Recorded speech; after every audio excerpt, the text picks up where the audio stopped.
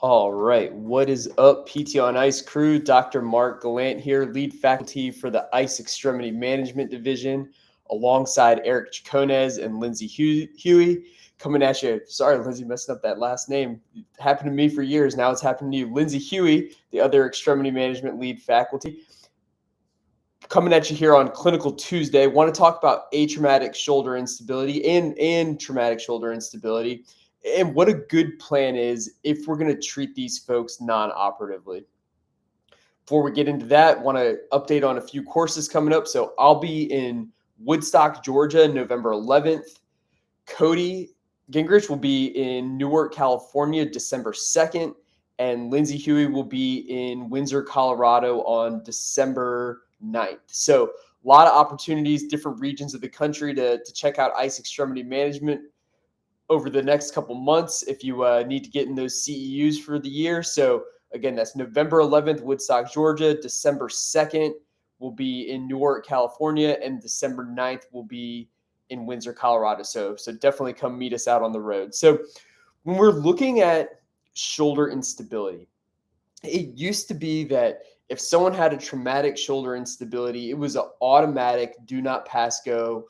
You're required to have surgery. And then the folks that had atraumatic shoulder instability, the people who were either born loose or worn loose, those folks, it was a maybe depending on how many dislocations, what was going on. But oftentimes, a lot of these folks were getting filtered into surgical procedures.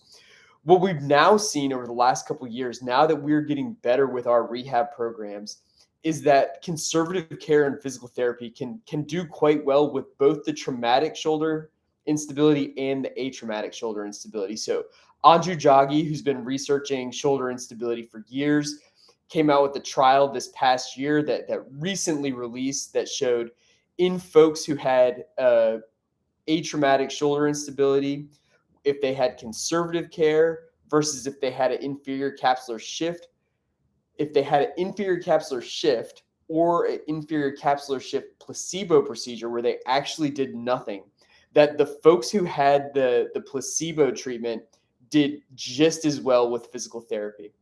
So placebo surgery versus actual surgery, the placebo surgery with physical therapy did wonderful.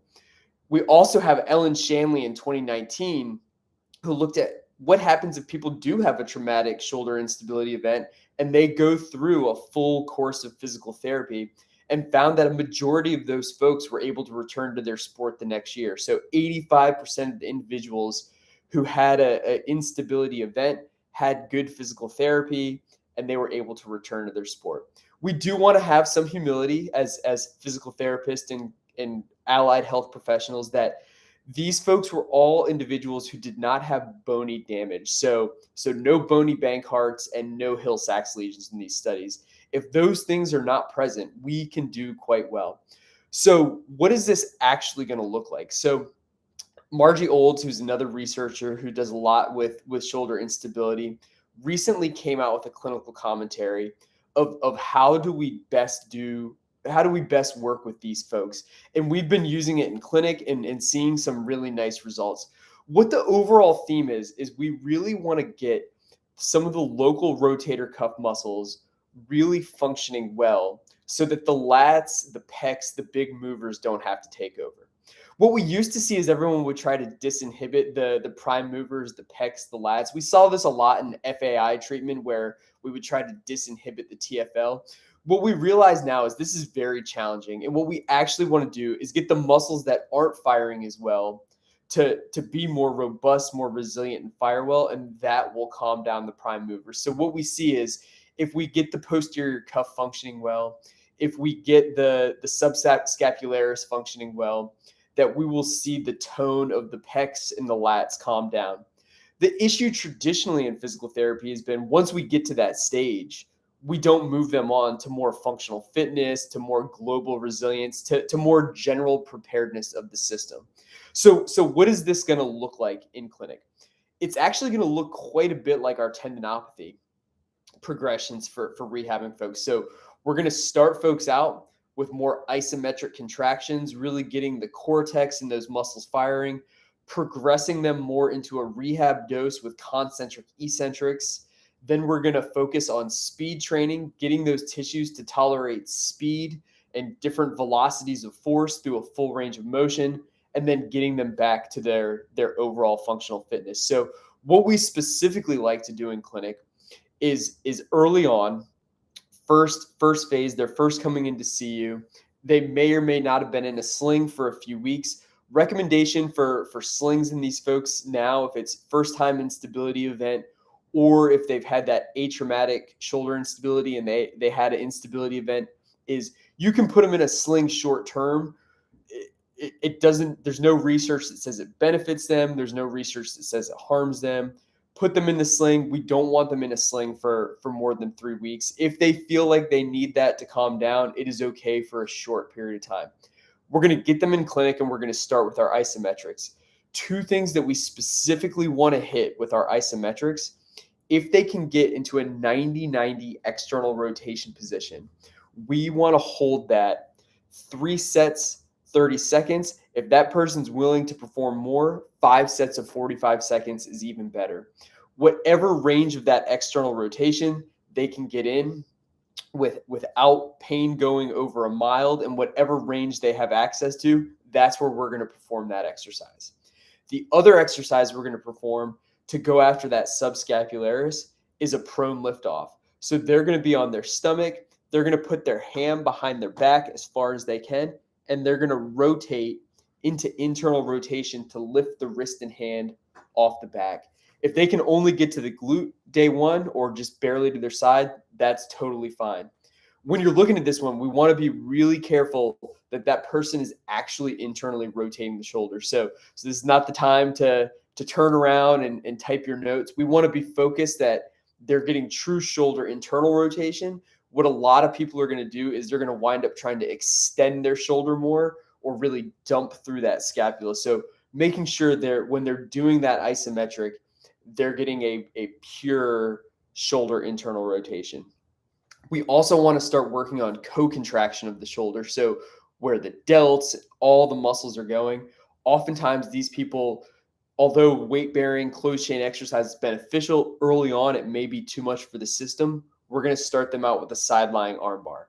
So our big 3 exercises that we've found to be very beneficial are 90-90 ER, 3 sets to 30 seconds. If they can tolerate 5 for 45, that's even better. That prone lift-off isometric, and then a side-lying arm bar for that same period of time.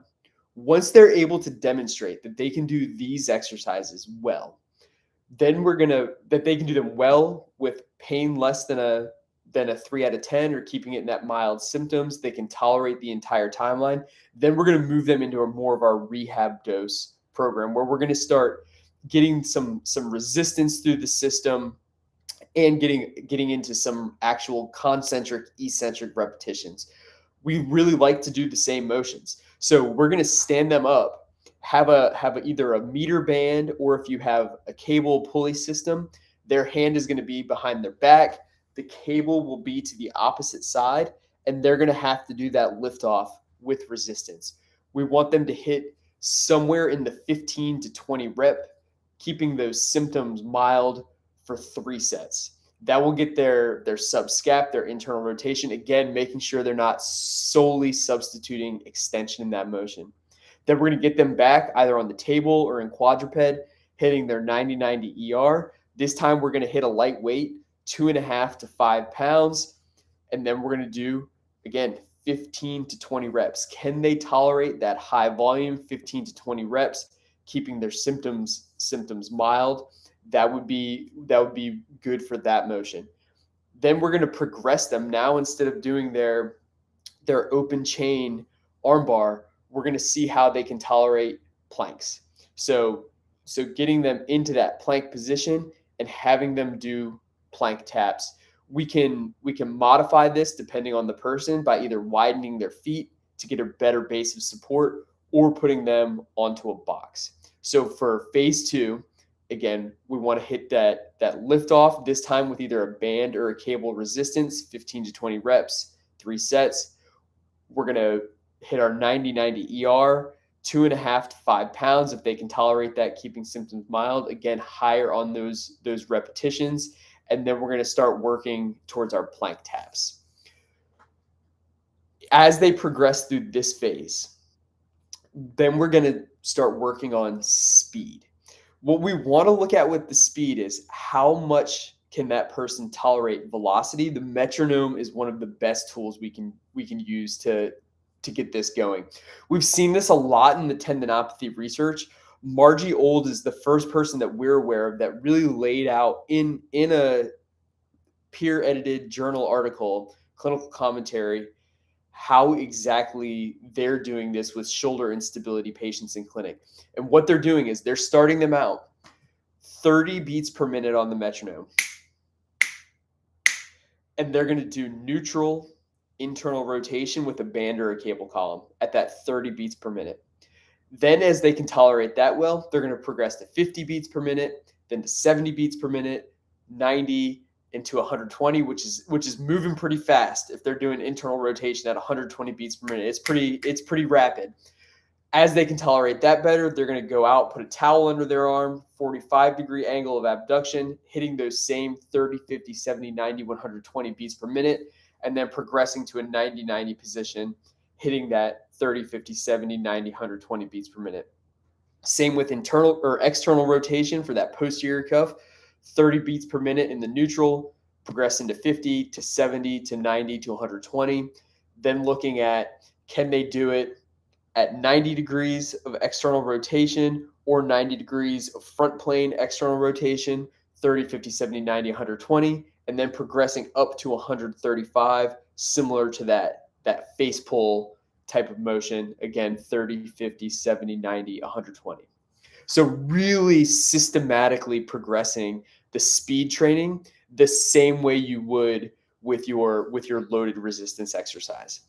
Now, the other thing that we're going to do during that phase 3, we're going to start progressing the plank taps. Can they now do a plank with a rotation going onto their side? So they've got to get a little bit movement through that closed chain exercise.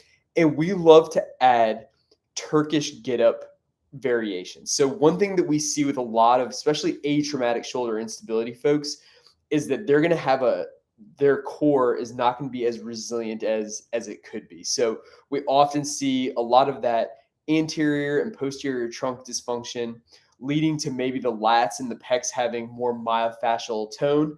And if we can work on that while we're getting the shoulder more resilient, that can be a nice beneficial step. So what we'd like to do is do the first part of the Turkish get up or doing a whole Turkish get up so that we're getting some shoulder stability and we're getting a big, massive core engagement. And then the final phase, phase 4, where historically a lot of PTs have stopped. Oftentimes these folks are out of pain now, so compliance becomes more challenging. Really encouraging these folks that we want to get them fully back to everything that we're doing and build as much resilience to their shoulder. This is where you're going to really work on your vertical pulls, your horizontal pulls, so your pull-ups, your rows, your vertical presses, your overhead press, your horizontal press, your bench press, and then really getting into dynamic speed work or sports training. So snatches, push jerks, push press, burpees, things that are going to be more functional and have some velocity to them are really good here. Your kipping pull-ups. What we want to encourage is we're not going to only start the functional phase after they've gone through phase 1, phase 2, phase 3. So phase 1, again, being more of your isometrics. Phase 2 being your heavy slow or your slow concentric eccentrics, oftentimes starting at a higher volume, those 15 to 20 reps and progressing to more load. Phase 3, working on your speed work, 30 beats per minute, 50 beats per minute, 70, 90, 120 beats per minute, working on your core related exercises with shoulder stability. We're not going to only do functional exercise after that's all done. We're going to find what is the level of that functional exercise that they can do. So if they can't overhead press, can they landmine press? If they can't do a full bench press with the barbell, can they do a bottoms up press? Can they do a push-up variation? What is the level of functional activity that they can do? we're going to scale it down to that level so that the person is they've got that goal in mind. They're always aware of what they're getting back to. They're doing something that's getting all of the tissues moving. Oftentimes it's a little more fun for them. So we're keeping that as part of the program as early as irritability allows us. So again, overall for shoulder instability, what we now know is for both traumatic and atraumatic, as long as there's not a Hill Sachs or a bony Bankart or severe trauma related changes that we do quite well in conservative care and physical therapy, we want to have a systematic program starting out with your isometric exercises that give both the posterior cuff and the anterior cuff really going, progressing those to our concentric eccentrics, typically starting out with a higher volume. When they can do that, then we're going to progress to our speed work with our concentric eccentrics, 30 beats per minute, 50 beats per minute, 70, 90, 120, making sure we've got some activities that also engage the core, like our Turkish get-ups, our closed chain exercises with those plank and plank rotations, and then getting into our more functional fitness or whatever their sport-related activity is. Hope this helped overall. Love to hear anything in the comments. We would love to chat and engage about this. Hope you all have a great Tuesday in clinic and hope to see you on the road soon.